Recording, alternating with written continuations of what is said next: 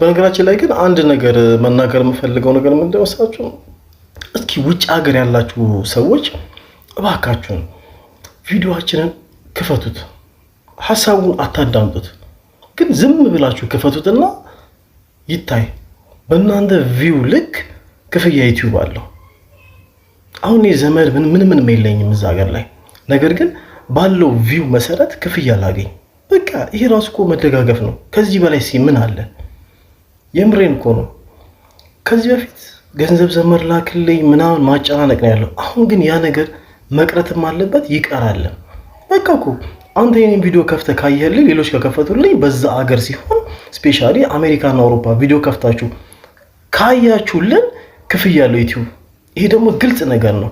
ስለዚህ እባካችሁ ይሄን ነገር ተባበሩና የኔን ቪዲዮ ዝም ብላችሁ ክፈቱት። በቃ ክፈቱት፣ አትዩት፣ አታዳምጡት። በቃ ስራችሁን ስሩ፣ ግን ለኔ ይቆጠርልኝ።